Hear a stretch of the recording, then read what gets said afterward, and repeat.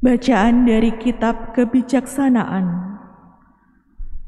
Di dalam kebijaksanaan ada roh yang arif dan kudus, tunggal, majemuk dan halus, mudah bergerak, jernih dan tidak bernoda, terang, tidak dapat dirusak, suka akan yang baik dan tajam, tidak tertahan, murah hati dan sayang akan manusia, tetap, meyakinkan dan mantap, maha kuasa dan memelihara semuanya, serta menyelami kesekalian roh yang arif, murni dan halus sekalipun.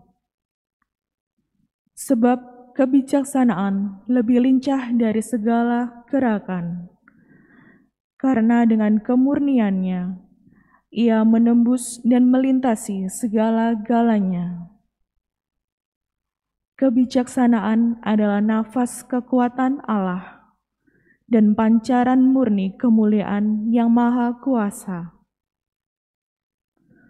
Karena kebijaksanaan merupakan pantulan cahaya kekal dan cermin tak bernoda kegiatan Allah serta gambar kebaikannya. Meskipun tunggal, namun kebijaksanaan mampu akan segala-galanya. Dan walaupun tinggal di dalam dirinya, namun membaharui semuanya. Dari angkatan yang satu ke angkatan yang lain, ia beralih masuk ke dalam jiwa-jiwa yang suci, yang olehnya dijadikan sahabat Allah dan Nabi. Tiada sesuatu pun yang dikasihi Allah, kecuali orang yang berdiam bersama dengan kebijaksanaan. Sebab kebijaksanaan lebih indah daripada matahari, dan mengalahkan setiap tempat bintang-bintang. Dibandingkan dengan siang, terang dialah yang unggul, sebab siang digantikan malam. Sedangkan kejahatan tak sampai menggagahi kebijaksanaan. Dengan kuat, ia meluas dari ujung yang satu ke ujung yang lain, dan halus memerintah segala sesuatu. Demikianlah sabda Tuhan. Syukur kepada Allah. Mazmur tanggapan. Refren, ya Tuhan, untuk selama-lamanya firman-Mu tetap teguh. Ya Tuhan, untuk selama-lamanya firman-Mu tetap teguh. Untuk selama-lamanya, ya Tuhan, firman-Mu tetap teguh di surga. Ya Tuhan, untuk selama-lamanya firman-Mu tetap teguh. Kesetiaan-Mu dari keturunan ke turunan, bumi Kau tegakkan sehingga tetap ada.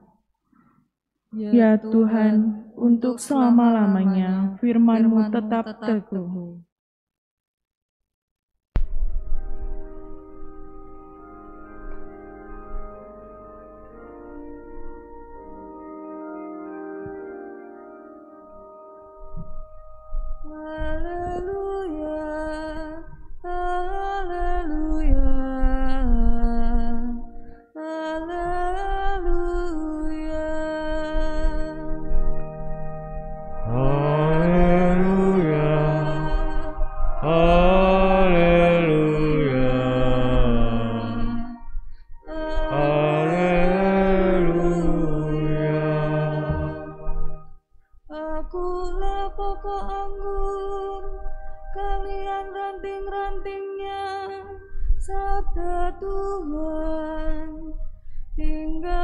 Besertaku, maka ku tinggal besertamu, dan kalian akan berbuah banyak.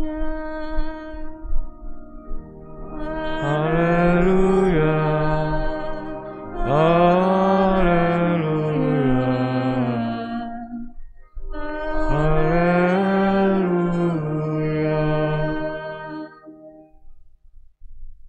Tuhan bersamamu. dan bersama rohmu. Inilah Injil suci menurut Lukas. Dimuliakanlah Tuhan.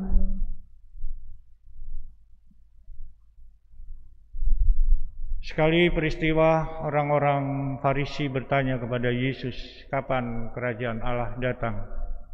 Yesus menjawab, kerajaan Allah datang tanpa tanda-tanda lahiriah.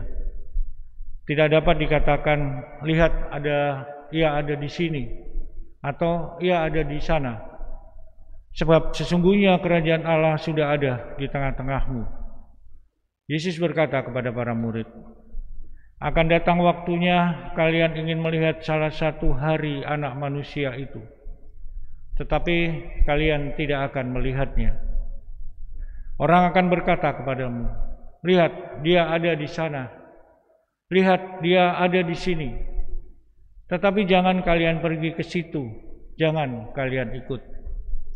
Sebab seperti kilat memancar dari ujung langit yang satu ke ujung langit yang lain, demikian pula halnya dengan Anak Manusia pada hari kedatangannya kelak. Tetapi ia harus menanggung banyak penderitaan dahulu dan ditolak oleh angkatan ini. Demikianlah sabda Tuhan. Terpujilah Kristus. Saudara-saudari yang dikasihi Tuhan, keberhasilan seorang pemimpin negara itu dapat dilihat dari tingkat kesejahteraan rakyatnya. Kemudian kesuksesan orang berdagang itu dapat dilihat dari perolehan keuntungannya yang besar. Lalu kesuksesan orang belajar itu juga dapat dilihat dari nilai yang ia peroleh. Namun, saudara-saudari yang dikasihi Tuhan, tentang kerajaan Allah atau bahwa Allah meraja di dunia ini datang tanpa tanda-tanda lahiriah. Jika orang tidak dapat, dan orang juga tidak dapat mengatakan, lihat ia ada di sini, ia ada di sana, karena sesungguhnya kerajaan Allah itu ada di antara kita. Saudara-saudari yang terkasih, bahwa Allah sungguh meraja atau menguasai dunia dan manusia, khususnya antara lain tampak dalam roh yang arif, roh yang kudus, yang tunggal, yang majemuk, yang halus, yang mudah bergerak, yang jernih dan tidak bernoda, terang, tidak dapat dirusak, suka akan yang baik dan tajam, tidak tertahan, murah hati, sayang akan manusia, tetap, tidak bergoyang, dan tanpa kesusahan, maha kuasa dan maha memelihara semuanya, serta menyelami sekalian roh yang murni dan halus sekalipun. Saudara-saudari yang terkasih, jika Allah ada di dalam diri kita atau kita sungguh dirajai oleh Allah, maka perilaku dan cara bertindak kita pun mencerminkan nilai-nilai atau keutamaan-keutamaan hidup yang umumnya tampak jelas dalam penderitaan-penderitaan sebagai konsekuensi atas ketaatan kita, atas kesetiaan Anda harus menghadapi atau mengalami penderitaan. Dan ini adalah tugas panggilan kita. Jika karena taat, jika karena kita setia, maka Anda harus menghadapi atau mengalami penderitaan. Dan janganlah mengeluh, melainkan senantiasa bersyukur dan berterima kasihlah atas kesempatan menderita. Ada pepatah Jawa yang mengatakan jerbasuki mowobeo, bahwa untuk memperoleh hidup yang bahagia sejahtera itu harus berani berjuang dan berkorban.